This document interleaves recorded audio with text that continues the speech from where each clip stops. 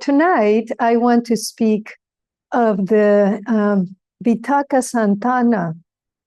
Did I say that right? Vitakka Santana Sutta, the Sutra of the removal of distracting thoughts. And I have touched on it in the past, but I wanted to go a little bit deeper into it on the heels of speaking about concentration as one of the links of transcendental dependent origination. Also because of its importance to Zazen, for our Zazen, certainly for meditation in general, but certainly for our Zazen, for our lives. And also because a number of you have been asking recently, what is stopping me? And really, what stops all of us from seeing clearly are our thoughts. Specifically, distracting thoughts of greed, anger, and delusion, the three poisons, the three overarching categories. And here again, think thought. We speak of thoughts because it's the way that we process any experience, but this encompasses, it includes our emotions, includes sensations. And so these thoughts of greed, anger, and ignorance or delusion, thoughts of, I want this, right? When I see something that I don't have, thoughts of, I don't want this, when we're faced with something that we don't like. Because think of anger as an extreme form of aversion, of dislike of our experience. Thoughts of, things are this way, when they're actually otherwise.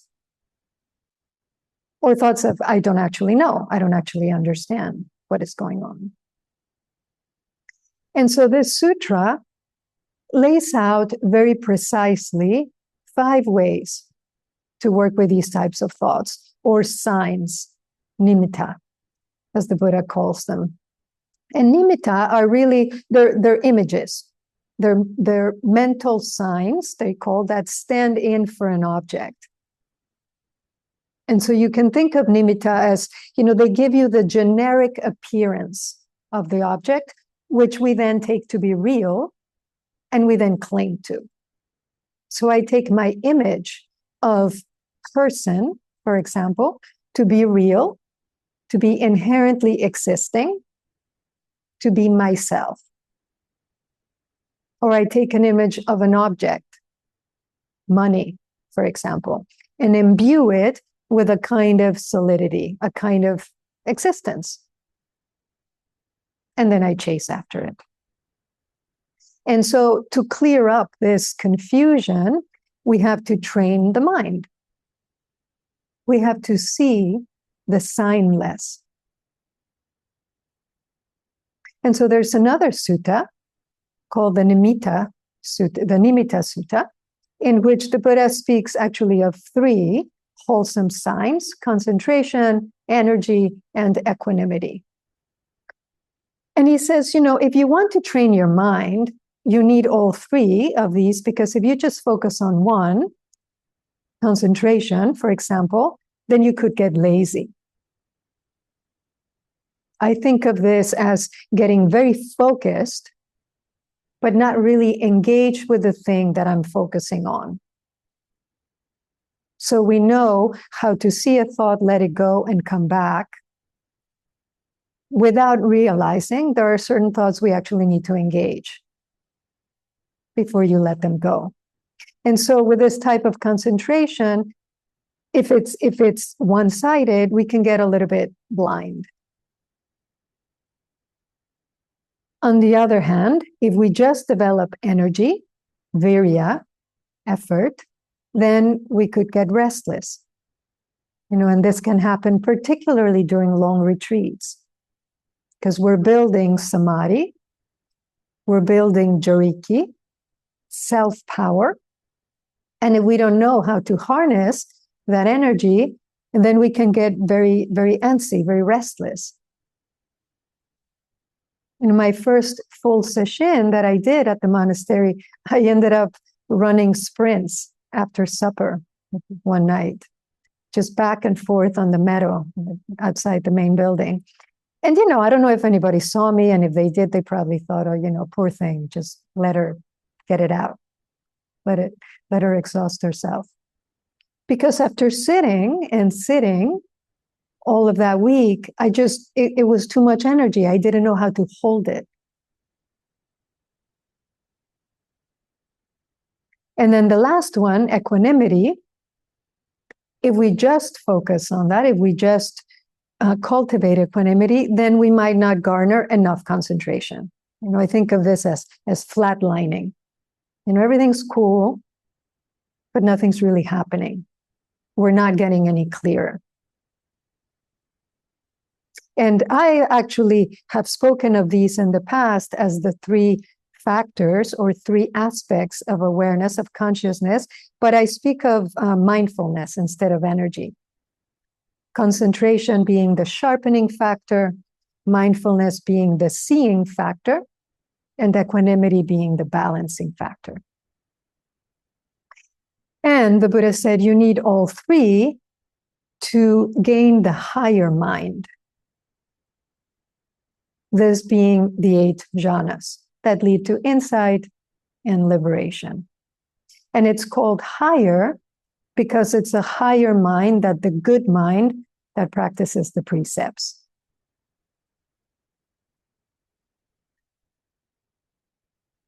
So if you think of the precepts of practicing the precepts like building a raft, training the mind is learning to navigate. The first will keep you afloat, but it's the second that will take you to where you want to go. In fact, it'll take you all the way to the end of suffering, dukkha.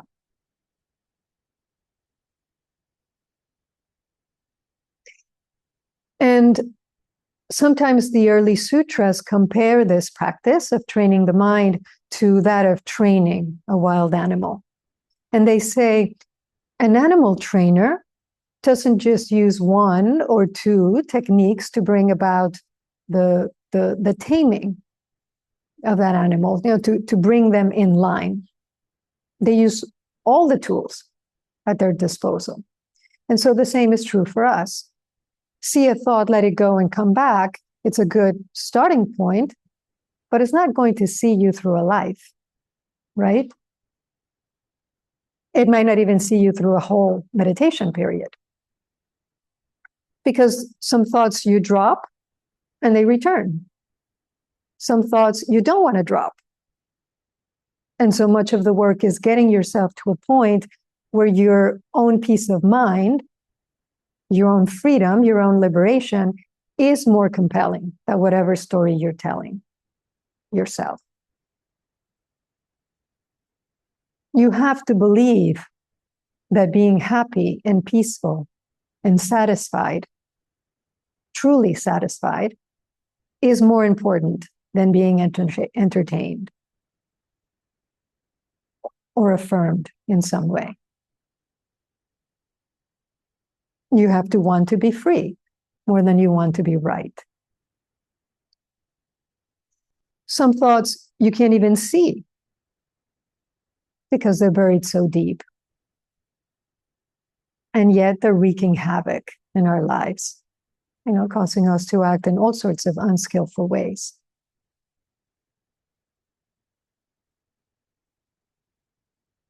And so, because the mind is a wily creature,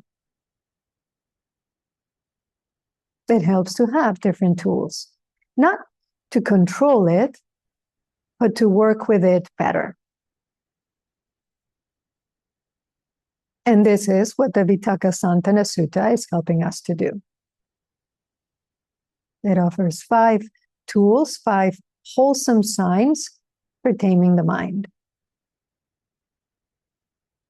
To eliminate greed, anger, and ignorance. And these are, to review, switching, an unskillful sign for a skillful one, warning yourself of the dangers of pursuing unskillful thoughts, ignoring those thoughts that won't help you, that won't lead to your liberation, tracing the thoughts back to the root so that you can see their empty nature, and chopping or cutting them down before they have time to proliferate. And my own mnemonic for this series is the acronym SWITCH. Switch, warn, ignore, trace, and chop. And so let's look at SWITCH. Oh, and just to be clear, the sutra was written specifically for practitioners to work with their minds in meditation. And that is why we call it training the mind. But we can, in fact, really use these tools at any point. Distracting thoughts come up, thoughts of anger, ill will, thoughts of greed, of clinging, thoughts that cause confusion, misunderstanding. At any time we notice one of these, we can apply one of these tools. It's just that the process is a bit easier to do and to track when we're quiet and we're focused. So we first train ourselves to use these during meditation so that then we can use them anywhere, at any point that they obstruct our free living. We first practice when it's easy so that we have a better chance when it's hard. And so, you're sitting, happily counting your breath, following your breath, and a thought interrupts your concentration. You have an image, something you said in a meeting, and the way everyone just got quiet and looked at you. And as you have this memory, your heart drops into your stomach, and before you even have a chance to stop it, there's the thought, they hate me. I hate me. But that's too painful to bear. And so you do one of two things. You either start playing a movie in your mind. Maybe you remember that awesome vacation, camping trip you went to last summer, where you were really good at tying knots and building fires and using a compass, just generally being the competent person that you know yourself to be. Right? You're making up for, or really covering up, that painful feeling. You're just helping yourself to feel better. Or you project outward. You transfer that painful feeling to someone else, to those who quote unquote made you feel bad. I don't care if they hate me. And this is a shitty place to work in anyway. And the boss, everybody knows he's a jerk.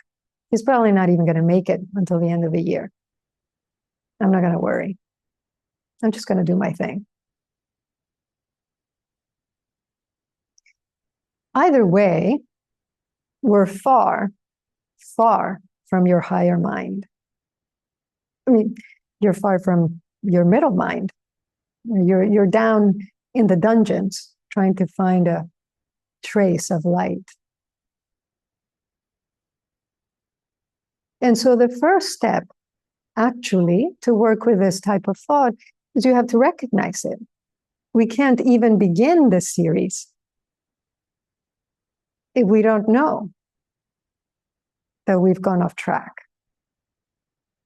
So this means we have to be clear enough to notice this. And that is why it helps, to first train our minds in Zazen, because it's a little bit easier to see. In the middle of the meeting, you might not be able to catch what is happening. And so what happens, the surface habit, the surface pattern comes up. We protect, we deflect, we distract, we numb. But in the quiet of our zazen, it is a little bit easier to see, oh, this is what is happening. And now I'm not focusing on my breath anymore, but I would like to come back. And I would like to work more skillfully with this thought. And so this sutra doesn't say that. But I think that in order to be able to work with any of these signs, we first need to have careful attention, appropriate attention. Yoniso manasikara, which is also translated as wise attention or systematic reflection.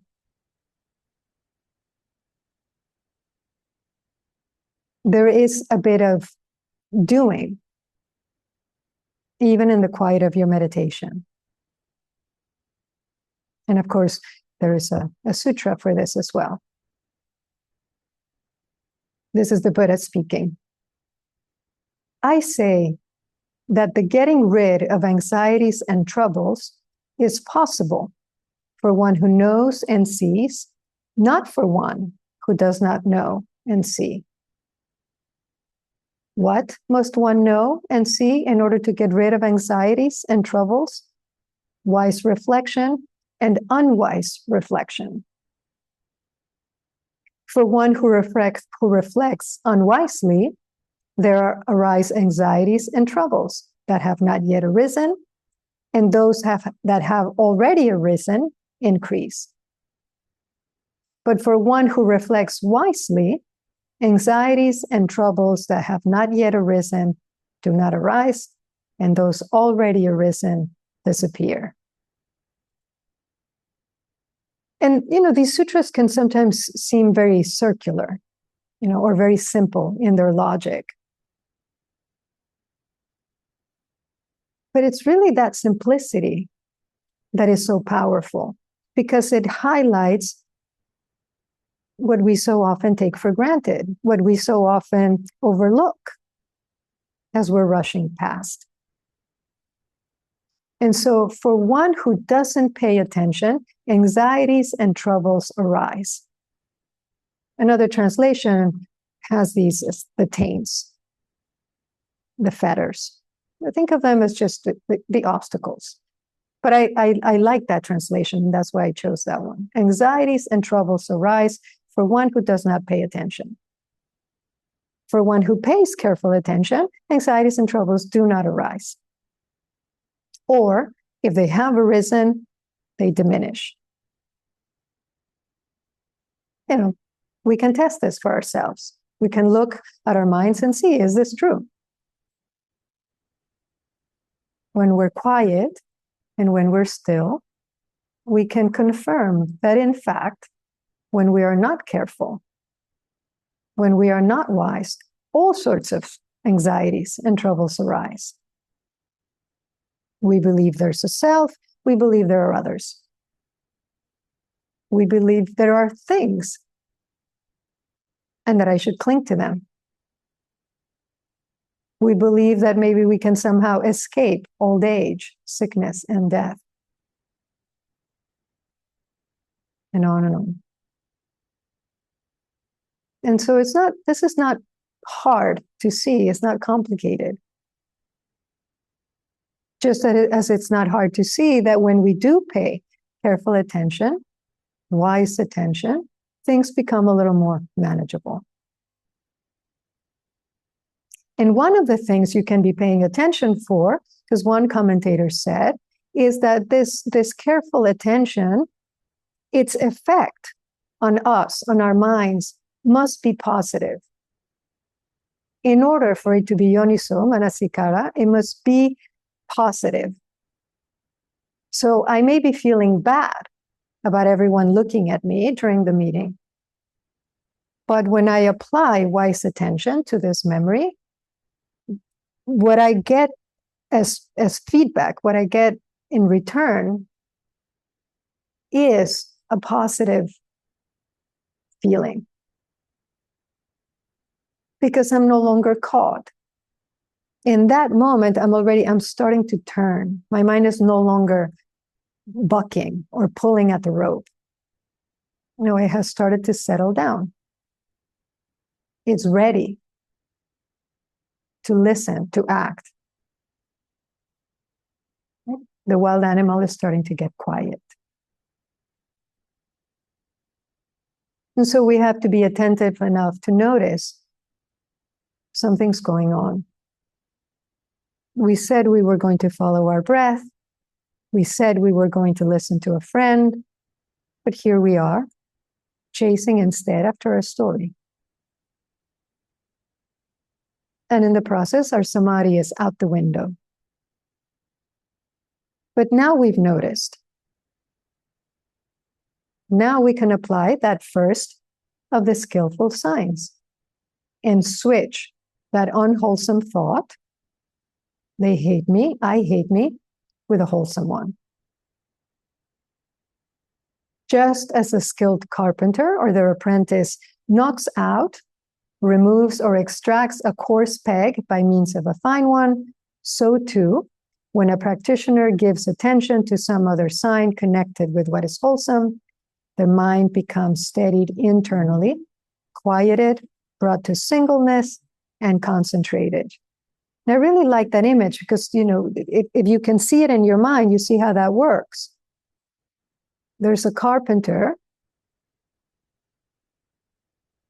and it has a coarse peg, let's say a coarse or thick piece of wood.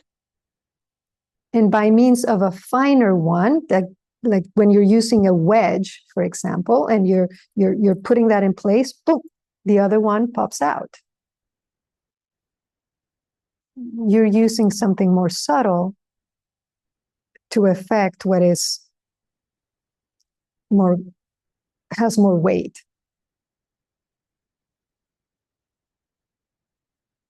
And in that knocking of the unwholesome with the wholesome, you're bringing the mind back to concentration. Because this is not just positive thinking.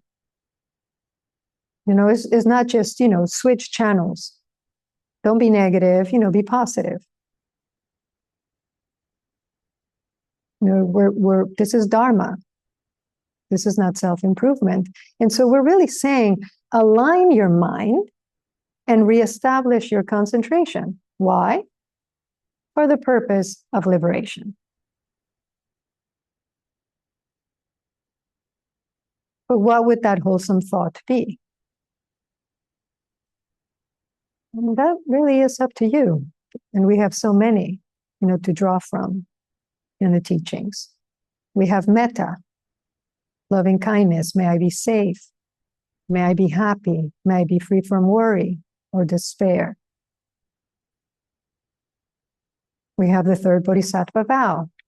Master the dharmas. In the words of my young student, may I learn from all that can teach me.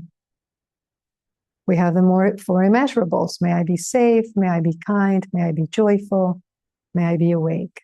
May they be safe. May we be kind, joyful, and awake. The seventh grave precept. I will realize self and other as one. I will not elevate the self and blame others. The ninth precept. I will actualize harmony. I will not be angry. So Buddhism is filled with nimitta, designed to help us work with unhelpful thoughts. Meditation on the impurity of the body to counter sensual desire, lust. Loving kindness to replace ill will. Impermanence to substitute self-clinging, ego-clinging. Conceit. Equanimity to balance bias, judgment, comparison, etc. And if you can't remember your Buddhism, you can always just fall back on yourself. If the thought was, they hate me, I hate me, you can just switch it with, I love you. I love you. It's okay. You're okay. And if this makes you cringe, you can stop and reflect why that is. Why you don't hesitate to pile on the self-hatred, perhaps indirectly. But to love yourself feels unreachable, unreasonable, or just plain dumb. We get what we repeat. In other words, our habitual thoughts shape who we become. Another simple, very powerful teaching. Angry thoughts give birth to angry people. Self-hating thoughts give birth to self-hating people.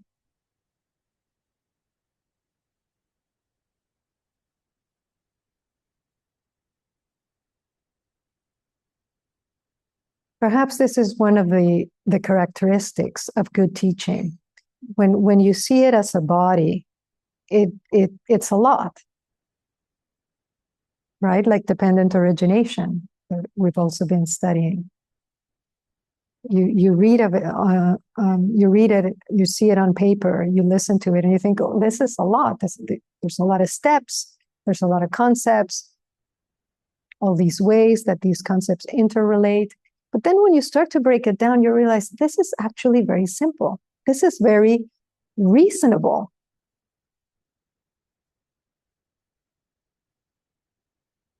That is, in fact, what one of my fellow teachers said, that the reason they were drawn to the Dharma when they first heard it, in a moment of deep, deep despair, they said, it is so reasonable. They listened to it and they thought, yes, that's my experience. Yes.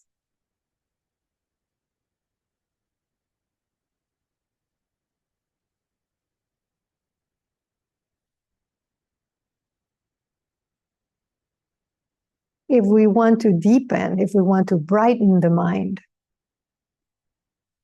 which is really just allowing that depth to be present, allowing that brightness to shine.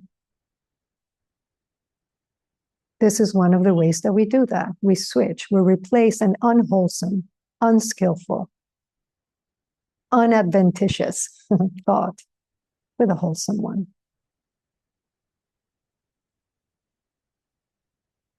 Because in a different translation, the sutra says, when a practitioner gives their attention to a skillful sign, the unskillful thoughts are eliminated.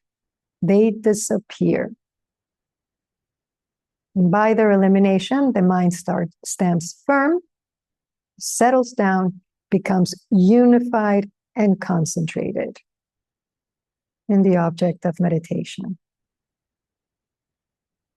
If you remember from the jhanas, this is exactly what happens. Right at the beginning, the first jhana, the mind becomes unified. It can't do that if you're fighting with yourself, if you're fighting with others. It can't do that if you're talking to yourself, if you're talking to others.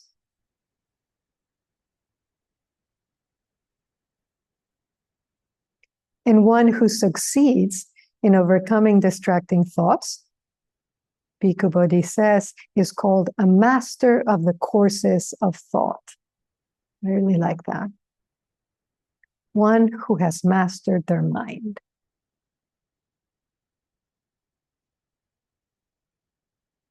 Remember that famous verse from the Dhammapada. Practice good, refrain from harm, practice the good, purify the mind, or master the mind. Because there is nothing more unwieldy, these are the Buddha's words, than an untamed, untrained mind. There is nothing more beneficial than a tamed mind.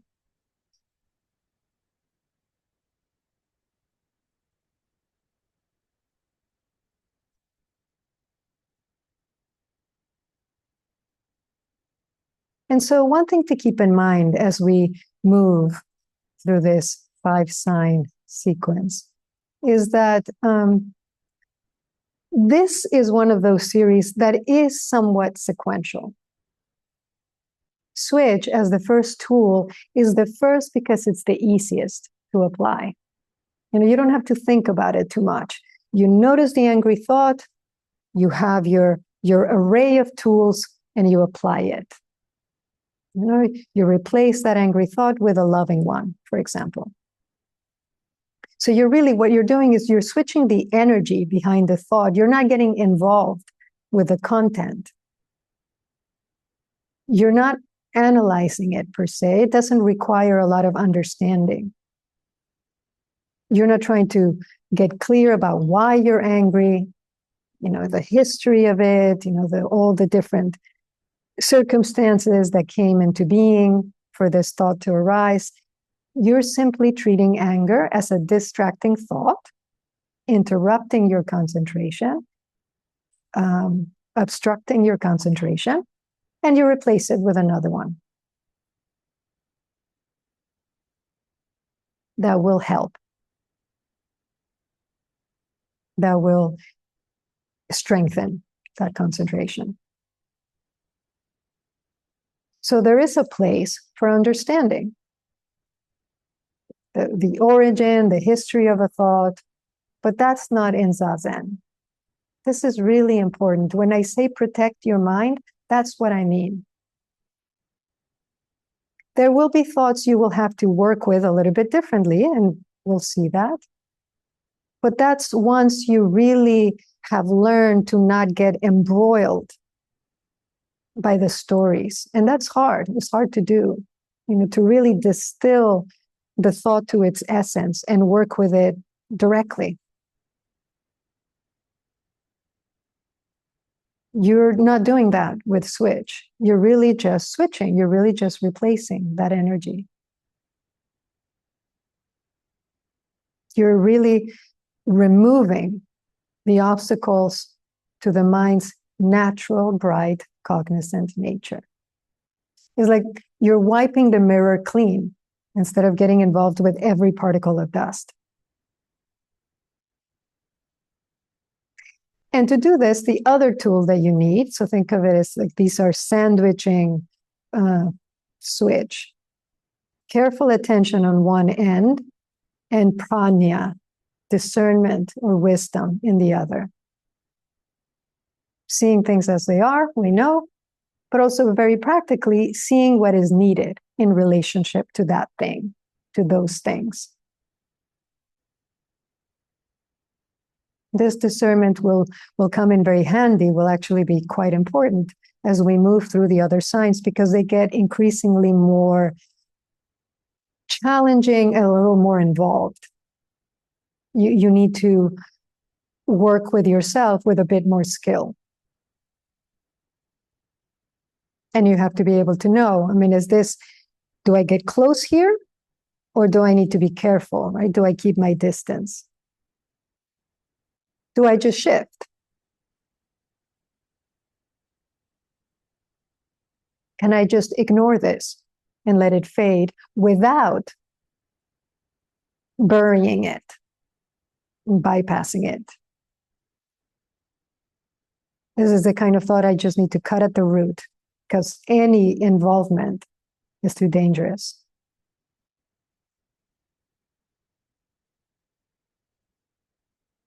And this is what to me is so empowering about our practice.